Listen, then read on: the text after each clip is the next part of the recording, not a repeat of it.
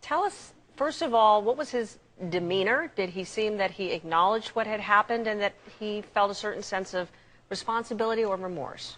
Well, he definitely took responsibility for this. And, you know, Suzanne, during this court proceeding, Jesse Jackson Jr., several times he looked back at his parents who were in the courtroom. And that key moment when the judge asked him, how do you plead? He looked directly at them and then he dabbed his eyes. He turned back to the judge and he said, guilty, Your Honor. Jesse Jackson Jr. also told the judge, quote, I used monies that should have been for campaign purposes. He is pleading guilty to a felony. This is a felony, conspiracy to commit wire fraud, mail fraud, and false statements.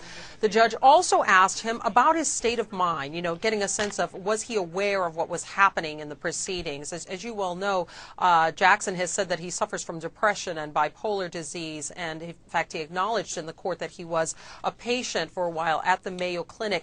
But Jackson's attorney told the press that this is the beginning of a new day and that he is optimistic.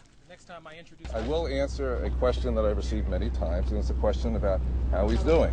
It turns out that Jesse has serious health issues. Many of you know about them.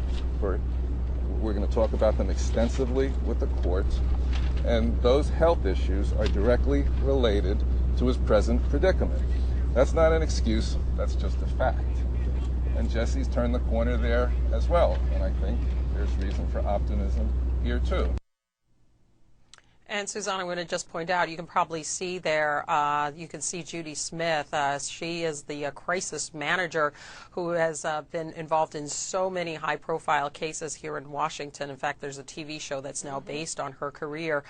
So she is involved here. And I can tell you what led up to this point, what led up to this day, is the lawyers and the prosecution, they've actually been talking, and the prosecution and the defense, they have actually a plea agreement. And as part of that agreement, they have said that a sentence of about 3 to 4 years and a fine between, say, $10,000 and $100,000, that would be appropriate. But it is ultimately going to be the judge's discretion. The judge could sentence to him as much as 5 years in prison and a $250,000 fine. His sentencing scheduled for June 28th, Suzanne. Okay. Thank you.